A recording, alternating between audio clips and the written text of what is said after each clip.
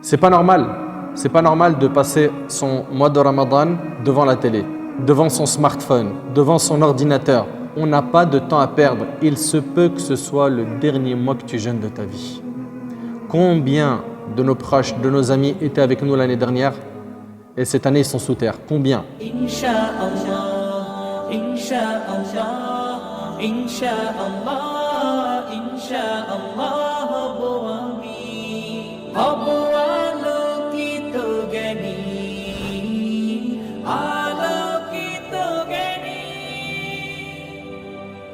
Assalamu alaikum wa rahmatullahi wa barakatuh. Bismillah walhamdulillah wassalatu wassalamu ala rasulillah wa ala alihi wa sahbihi wa man walah. Rabbi shrah li sadri wa yassir li amri wahlul 'uqdatan min lisani yafqahu qawli. Mes frères et sœurs, aujourd'hui avec l'aide d'Allah tabarak wa ta'ala, notre thème est nos erreurs pendant le mois de Ramadan. Alhamdulillah, nos cœurs sont remplis de joie parce que nous avons accueilli cet honorable invité qui est Shahru Ramadan, ce mois béni qui est le mois de Ramadan. Un mois d'adoration, un mois de miséricorde, un mois d'affranchissement du feu de l'enfer. Il s'agit du mois du Coran. Il s'agit d'un mois dans lequel nous faisons des efforts, nous faisons plus d'adoration et nous demandons à Allah subhanahu wa ta'ala de nous pardonner. Mes frères et sœurs, hélas, il y a beaucoup de gens qui pendant ce mois font beaucoup d'erreurs. Et nous allons, Inch'Allah, mettre le doigt sur ces erreurs afin que pendant ce mois, on ne soit pas dans l'insouciance et qu'on fasse très attention à bien profiter de ce mois. Alors la première des erreurs que les gens font pendant ce mois, c'est qu'ils ne l'apprécient pas à sa juste valeur. C'est-à-dire qu'il y a des gens, parmi les musulmans, qui vont considérer ce mois comme n'importe quel mois. Et ça, c'est une très grande erreur. Il faut impérativement que dans ton cœur, tu comprennes que c'est une occasion en or qui nous est présentée, celle d'être vivant pendant le mois de Ramadan. Le prophète sallallahu alayhi wa sallam, dans le hadith rapporté par Bukhari et Muslim selon Abu Huraira radiyallahu anhu, il a dit: quand arrive le mois du Ramadan, les portes du paradis sont ouvertes, les portes de l'enfer sont fermées et les démons sont mis au fer. C'est-à-dire quoi? C'est-à-dire que les rebelles parmi les démons sont enchaînés. Et pendant ce mois, il y a une nuit qui vaut mieux que 1000 mois. C'est Laylatul Qadr. Allah Ta'ala nous dit: Laylatul Qadri khayrun min alfi shahr.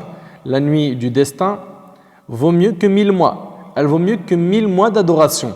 Et donc tous ces arguments doivent nous motiver à faire beaucoup d'efforts dans les adorations. Pourquoi? Pour être quelqu'un de meilleur, pour obtenir le pardon d'Allah Tabarak wa Ta'ala. Également, il y a une parmi les erreurs qui est commise chez certains, c'est le fait de ne pas être à l'aise pendant ce mois, le fait de sentir de la gêne parce qu'on jeûne le mois de Ramadan. Certains, malheureusement, pendant ce mois, ils se sentent bridés, ils se sentent mal, voire étouffés. Pourquoi? Parce qu'il ne peut plus toucher à la cigarette, parce qu'il ne peut plus appeler sa copine et faire du haram comme il avait l'habitude de le faire. Beaucoup de gens, malheureusement, se sentent mal pendant le mois de Ramadan parce qu'ils ne peuvent plus faire tel et tel péché. Mon frère ainsi que toi, ma sœur, saisis cette opportunité qui t'est offerte, celle d'être vivant pendant Ramadan pour te débarrasser justement de ces péchés, de te débarrasser de la cigarette, des relations illicites, de te débarrasser de l'écoute du haram, de te débarrasser de l'argent sale. C'est maintenant que tu dois saisir cette opportunité et ne pas repousser les bonnes actions à demain. Beaucoup de gens, malheureusement, sont tombés dans ce qu'on appelle at-taswif, le fait de remettre la bonne action à demain. Saoufa, c'est-à-dire, Inch'Allah, je vais prier, t'inquiète. Mon frère, pourquoi tu ne pries pas pendant Ramadan? Ça arrive. Pourquoi tu ne portes pas encore ton hijab, ma sœur? Inch'Allah, t'inquiète pas. Je laisse projet, mais pas maintenant. Ne repousse jamais une bonne action que tu peux faire aujourd'hui. Car aujourd'hui t'appartient. Demain, tu n'es pas sûr d'être vivant. Parmi les erreurs commises pendant Ramadan, la paresse, le fait de dormir toute la journée. On a des gens qui vont dormir toute la journée pendant Ramadan. Ils vont par ce sommeil éliminer Salat al-Dhuhr. Certains même vont dormir jusqu'au Maghrib. C'est-à-dire que toute la nuit, il est réveillé, et on parlera après des erreurs commises la nuit, et la journée, c'est dormir. Elles sont où tes prières? Je ne suis pas en train de dire que ton jeûne n'est pas valide parce que tu ne pries pas. On a déjà abordé ce sujet d'ailleurs. Celui qui ne prie pas et qui jeûne, son jeûne, on espère, Inch'Allah, qu'il soit accepté par Allah subhanahu wa ta'ala. En tout cas, il est valide, ça veut dire qu'il est compté pour lui. D'accord? Mais ça ne veut pas dire par là qu'il nous est demandé que de jeûner. Vous savez très bien qu'on a 5 piliers dans notre religion. Il faut impérativement les mettre en pratique. Impérativement. Et puis la prière, normalement, à partir de l'âge de 10 ans, tu fais la salat, comme ça nous a été enseigné dans les textes de la sunna. Donc, celui ou celle qui dort toute la journée, c'est quoi ce type de jeûne-là? C'est quoi ce jeûne en fait? Qu'est-ce que tu fais exactement pour te rapprocher d'Allah? Tu dors seulement, c'est ça? Allah subhanahu wa ta'ala, je vous le rappelle, il nous a dit « La'allakum tattaqoun ». C'est ça qu'il faut retenir. C'est que le jeûne, il nous a été prescrit. Pourquoi? Pour qu'on atteigne la piété. La piété, c'est quoi? C'est de se détacher du haram et faire ce qui est obligatoire. Parmi les erreurs commises, il y a le fait de veiller la nuit longtemps sans raison valable. Si seulement il ou elle veillait pour lire le Coran, tant mieux d'ailleurs.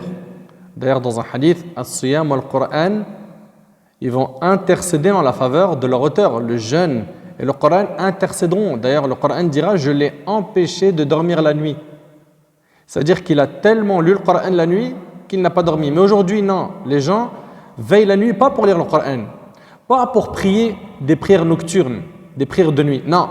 Mais pourquoi? Pour papoter entre potes en bas d'un immeuble, en fumant, malheureusement, de la drogue, en dérangeant le voisinage, en transformant le hall en une salle pleine de fumée, en nuisant au voisinage, que des choses qui sont interdites en islam.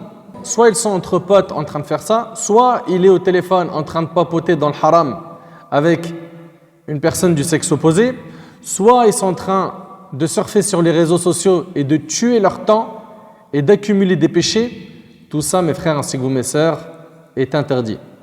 Les soirées où vous êtes en train de fumer, où vous êtes en train de vous droguer, les soirées où vous passez vos nuits à draguer au téléphone, les soirées où vous êtes en train de passer votre temps dans des cafés. Wallahi, je me rappelle, les années précédentes, on sortait de la mosquée après Tarawih et je voyais les cafés remplis, blindés. C'est une catastrophe de voir autant de gens dans les cafés alors que normalement vous êtes censé faire quoi? Prier, lire le Coran, demander pardon à Allah subhanahu wa ta'ala, vous rapprocher d'Allah. D'autres sont devant la télé, les chaînes télévisées. D'autres, pendant Ramadan, leur kiff, c'est les caméras cachées et les feuilletons.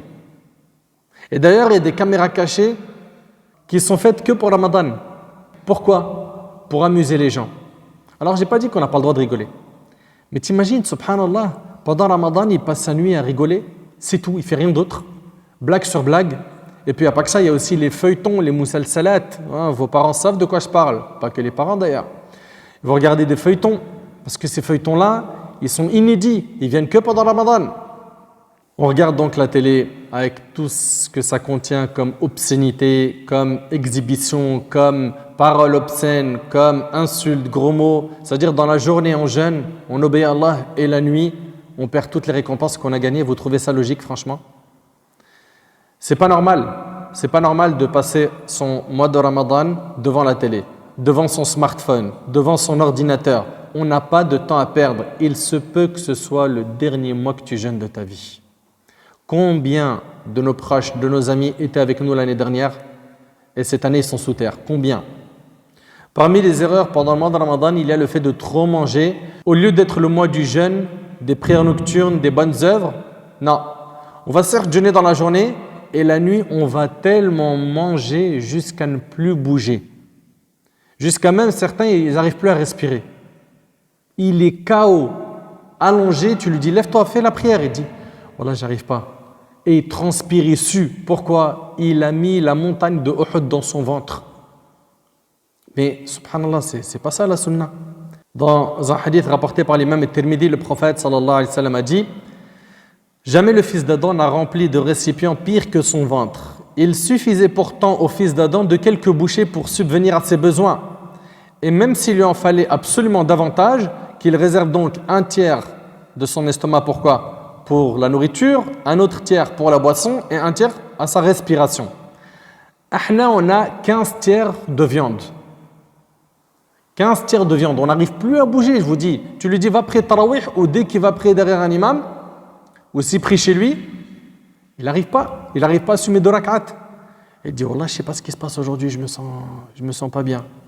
Regarde tout ce que tu as mangé, mon frère. Ou toi, ma sœur. Parmi les erreurs commises pendant le mois de Ramadan, on a le fait de délaisser, le fait d'ordonner le bien et interdire le mal, le fait de conseiller les musulmans. Certains voient devant eux des erreurs, des actes blâmables et ils ressentent absolument rien. On se doit d'interdire le blâmable et d'ordonner le bien. Mais si on pense au fond de notre cœur que personne ne nous écoutera, si vous pensez tous comme ça, personne ne fera la da'wah. Fais la da'wah, mais avec sagesse. Et rappelle-toi, quand Allah tabaraka wa ta'ala, il a dit à Moussa alayhi salam, concernant Pharaon, فَقُولَا لَهُ قَوْلًا لَيِّنًا. Parlez-lui gentiment. Donc parle gentiment avec les gens, mets la forme et ne délaisse pas la da'wah. Surtout quand vous rentrez chez vous et que vous voyez des jeunes autour de l'immeuble qui sont en train de faire des péchés. Allez les voir, parlez-leur, bloquez 2-3 minutes. Une de vos paroles peut ouvrir, par la permission d'Allah subhanahu wa ta'ala, l'un des cœurs de ces jeunes. Ou les membres de votre famille dans le cas où c'est eux qui sont loin d'Allah. Et n'oubliez pas que le prophète il a dit « Ad-dinun nasih » la religion, c'est le bon conseil. Et c'est rapporté par l'imam muslim. Parmi les erreurs de certains pendant Ramadan, on a le fait que pendant ce mois, il y en a beaucoup qui vont mendier alors qu'ils ne sont pas dans le besoin. Certains même, ils vont jouer avec les sentiments des gens et ils savent que pendant ce mois-là, les gens sont généreux et ils vont utiliser des ruses pour mendier. Ils accumulent des péchés, qu'ils craignent Allah subhanahu wa ta'ala. Le prophète nous a enseigné que la main qui donne est meilleure que la main qui reçoit. Apprends à ne pas tendre ta main. Garde ta fierté. Et le prophète a dit que celui qui n'exprime pas son besoin, Allah le met au-dessus du besoin. Allahu Akbar. Parmi les erreurs commises pendant ce mois, on a la calomnie et la médisance et les péchés de la langue qui se normalisent. Oui, je jeûne, je ne mange pas, mais sa langue, c'est une tronçonneuse. Toute la journée, il est en train de salir l'honneur d'un tel, parler sur le dos d'un tel, lancer des rumeurs sur un tel, mentir sur un tel, calomnier un tel. Dans le hadith rapporté par le Bukhari selon Abu Hurayra radiyallahu anhu, le prophète sallallahu alayhi wa sallam a dit « Celui qui n'abandonne pas le mensonge, Allah n'a pas besoin qu'il s'abstienne de manger et de boire. » Et on a des gens malheureusement qui vont mentir, salir l'honneur d'autrui, insulter les gens, mentir, et on vous a dit que tout cela fait partie des péchés de la langue qu'il faut éliminer. Parmi les péchés qu'on a pendant Ramadan et les erreurs commises pendant Ramadan, on a le fait que certains ils vont écouter de la musique à fond. Alors, en dehors de Ramadan déjà, tu sais très bien ce que ça apporte à ton cœur et dans ta relation avec Allah, mais pendant Ramadan, c'est grave. Rappelle-toi que Ramadan, c'est le mois du Coran. Allah Ta'ala il nous dit « Shahru Ramadan, alladhi unzila fihi al-Qur'an » le mois du Ramadan dans lequel a été révélé le Coran. Et on a des gens qui ni pendant Ramadan, ni en dehors de Ramadan, il se connecte au Coran. Non, il est connecté au son, chez lui ou avec ses amis. Ils écoutent de la musique à fond. La hawla wa la quwwata illa billah al-ali al-azim. Et j'implore Allah subhanahu wa ta'ala de les guider et de guider les prêcheurs qui les orientent vers ces opinions isolées en disant toute la journée, comme on l'entend, Ibn Hazm a dit, ils prennent jamais de leur vie les opinions d'Ibn Hazm, mais d'un seul coup, ici, il faut les prendre. Parmi les erreurs commises pendant le mois de Ramadan, il y a le fait que certains vont manger, vont rompre le jeûne sous prétexte qu'ils ont des examens à l'école. Oui, à l'école, en fait, si moi je jeûne le jour de mon examen, je risque de perdre dans ma concentration. Vous imaginez si les compagnons, radiyallahu anhum, ils avaient dit ça, eux qui ont déjà combattu pendant Ramadan, ils ont fait la guerre pendant Ramadan. Il faisait chaud. L'ennemi était très armé comparé à eux, qui n'avaient pas assez d'armes. Et ils n'ont pas dit au prophète sallam, vas-y, nous on peut combattre qu'en hiver quand la chaleur elle est moins intense, et puis après le maghrib de préférence, parce que dans la journée, là pour un examen, tu t'abstiens de jeûner. Ça c'est une erreur. Parmi les erreurs commises par certains jeûneurs, on a le fait qu'ils se mettent rapidement en colère et qui vont prétexter cette colère par quoi? Par le jeûne. Subhanallah. Tu lui dis, mon frère, qu'est-ce qui t'arrive? Pourquoi tu es en colère? Il dit, tu vois pas que je jeûne là? Je jeûne, je suis en colère. Mais justement, si tu jeûnes, tu dois maîtriser ta colère. Le jeûne, il est là pour quoi? Pour t'éduquer, c'est une école. Ramadan. Tu dois ressortir avec un meilleur comportement. Et rappelle-toi, Ya ayyuhalladhina amanu kutiba alaykumus siyam kama kutiba alal ladhina min qablikum la'allakum tattaqun. Ô vous qui avez cru, il vous a été prescrit le jeûne comme il a été prescrit aux communautés qui vous ont précédé afin que vous atteigniez la piété. La piété, c'est quoi? C'est de faire ce qui est obligatoire, délaisser ce qui est interdit. Et la piété contredit la colère rapide. Le fait d'être injuste. Le jeûneur doit s'embellir avec le bon comportement, avec le sabr, avec la douceur, la rahma, la miséricorde. Et pas se dire, je jeûne donc j'ai le droit de me mettre en colère. Attention, il ne faut pas me parler aujourd'hui, je jeûne. Et il se met en colère. T'as rien compris. Parmi les erreurs commises pendant le mois de Ramadan, on a le fait que certains ne prient pas Salat al-Dhuhr. Pourquoi? Parce qu'il a dormi tellement tard à veiller à regarder son smartphone ou à rester avec ses amis ou à s'éclater sur Netflix qu'à la fin, il s'est réveillé à l'Asr ou au Maghrib. Il ne faut pas lui demander après pourquoi tu n'as pas pris Dhuhr. Pour lui, il trouve ça normal. Alors que faire sortir une prière de son temps, c'est un grand péché.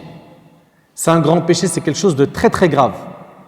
Parmi les erreurs commises pendant le mois de Ramadan, il y a le fait que pendant les 10 derniers jours de Ramadan, on va se prendre la tête sur l'achat des vêtements du Eid et les cadeaux du Eid et les gâteaux qu'on doit faire pour le Eid en délaissant les prières de nuit pendant les nuits impaires où se trouve la nuit du destin. Ça, c'est grave. Tu veux acheter les cadeaux de l'Eid, achète-les avant d'entrer dans les 10 derniers jours de Ramadan. N'oublie pas qu'il y a une nuit qui vaut mieux que 1000 mois, c'est la nuit du destin. Parmi donc ces erreurs-là, parmi les erreurs, on a dit, il y a le fait de sacrifier les derniers jours à acheter des cadeaux, des vêtements pour l'Eid. Parmi les erreurs commises pendant le mois de Ramadan, on a le fait que certaines femmes passent leur temps à faire à manger pour les invités, parce que les invités, ils en reçoivent beaucoup. Également, tous les gâteaux qui sont à préparer pour l'Eid. Et à la fin, cette sœur ne profite pas assez du mois de Ramadan. Et ça, c'est du dhulm. C'est une injustice. Pourquoi? Le frère, il carbure, il met le paquet. Et la sœur, elle a le droit à quoi? À la cuisine. À faire des gâteaux. À faire des repas. Et quand tu lui dis, ma sœur, profite, elle te dit, je peux pas. Mon mari, il enchaîne les invitations.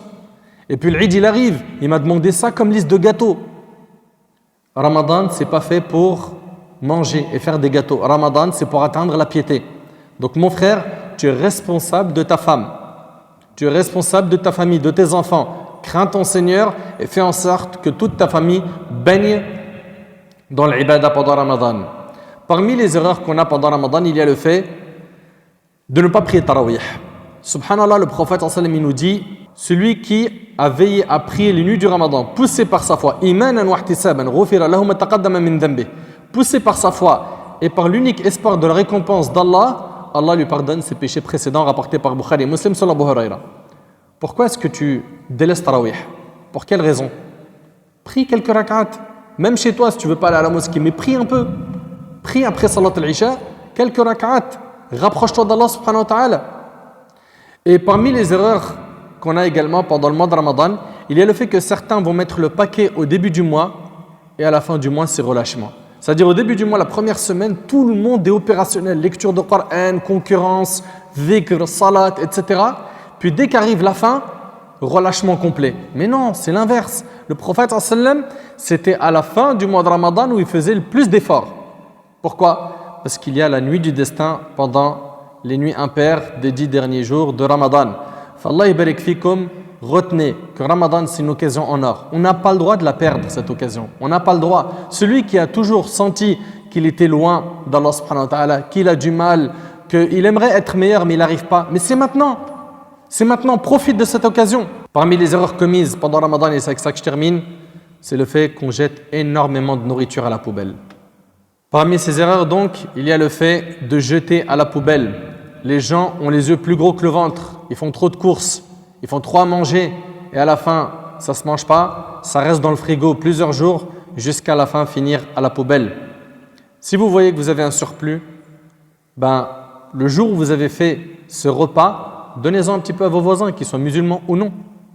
Ou bien si vous connaissez des associations qui font des maraudes, connectez-vous à eux. Essayez de trouver un plan pour ne pas jeter de la nourriture à la poubelle.